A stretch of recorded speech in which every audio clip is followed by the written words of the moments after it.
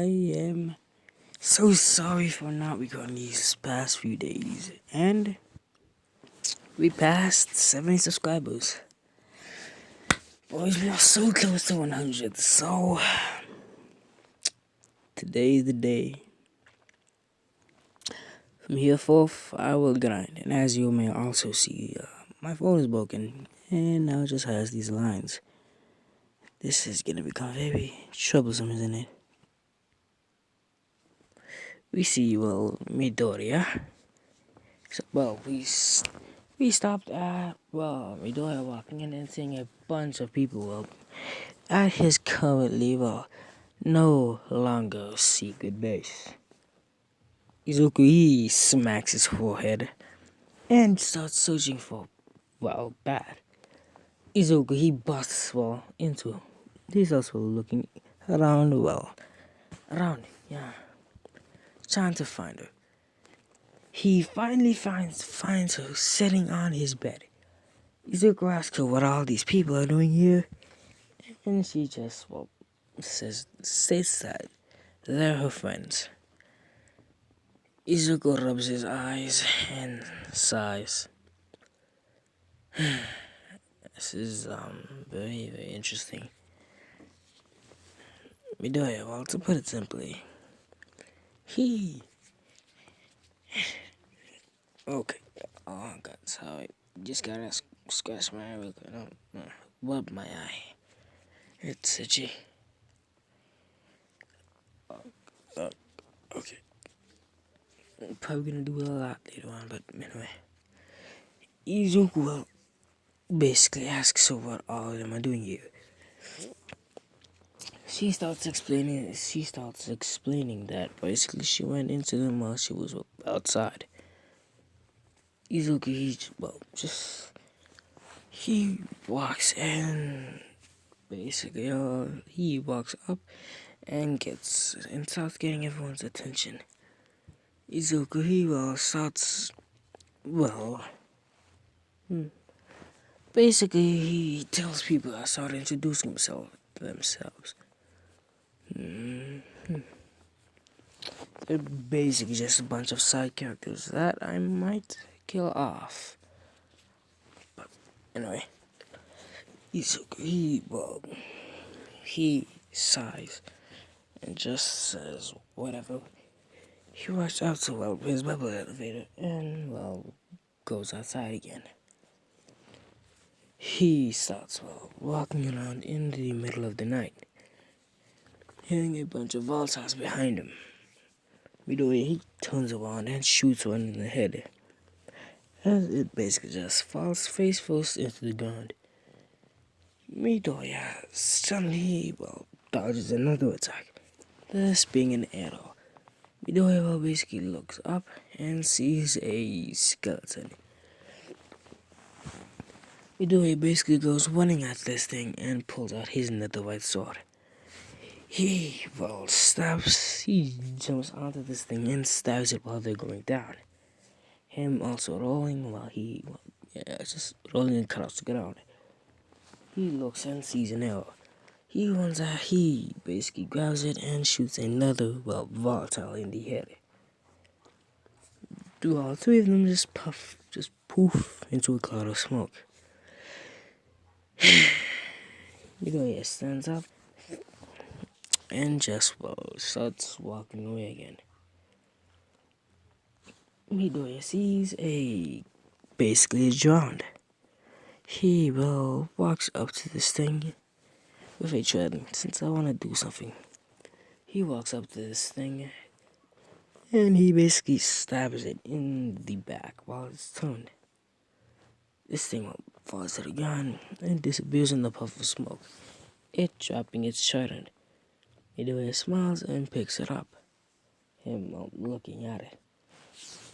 Midoriya turns around and, starts walking away. He reaches his base again and he just, descends. Uses the same contraption that he did, him falling into water.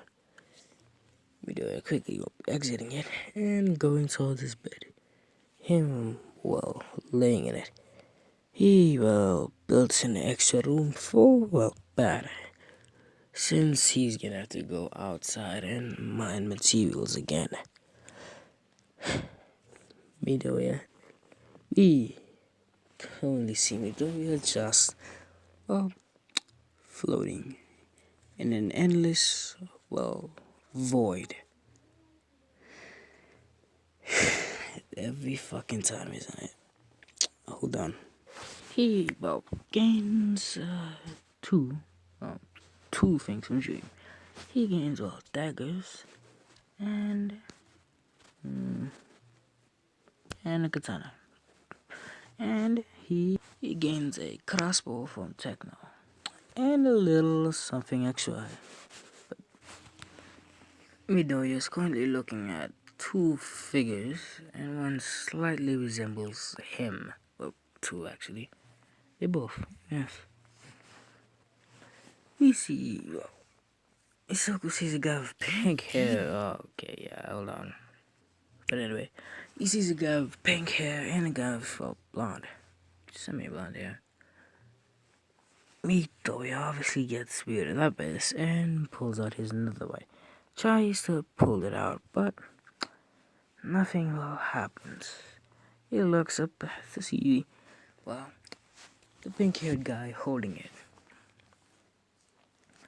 Midoriya obviously, seeing this gets, weirded out and scared at the same time. Midoriya asks them who they are. One says, the pink-haired one says his name is Technoblade, and the green-haired one says the blonde-haired one says his name is Jim. Midoriya, obviously, asks what he's doing here. They say that basically they're here to train him. And they start explaining the basic premises, I guess, on how this world works. 1 hour in here is 1 year in here is 1 hour out there. He'll basically be spending 4 years in here. Midoriya asks why, and they just said enough questions, let's get to it.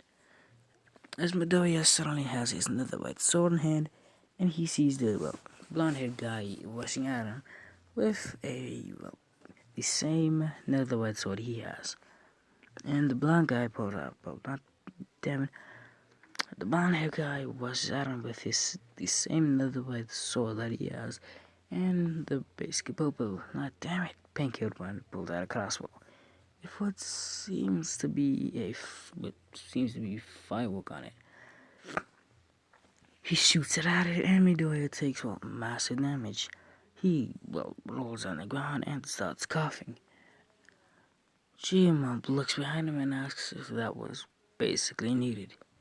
He says, the pink-haired one says yes. Jim just sighs and basically looks at Izuku again. And helping him up. And suddenly Jim slices at him. He blocks Jim's slice. And we time skip 4 years. Midoriya is currently holding Dreams. He has Dreams of daggers on one side and his katana on his back. Techno walks up to him and gives him his crossbow. He also touches his he does the occasional. He does this.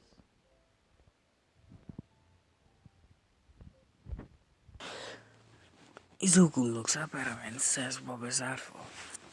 He's technically just turns around and says nothing. And Izuku wakes up in the middle of the night.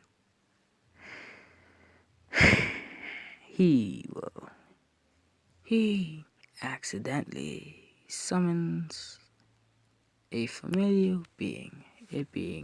He summons up this. Just imagine a very, very, very, very small version. Kind of like a pug. Yeah. Well, the size of a pug, but anyway. He looks at this. This thing, and this wonders if he could summon more of these. me doing just, just goes into those mindscape since, let's say, he just gained that ability. He asks from which one he gains the ability to summon things. Techno raises his hand and says me. He walks up to Izuku. Izuku asks him why he didn't help him with this. Techno walks up to Izuku and says he can't be babied forever. He's gonna have to figure this one all on his own. Oh god, no. Izuku, he sighs and says fine. He wakes up and looks around. He said, he just decides to go back to sleep. And this is where I'm gonna leave it off. Bye.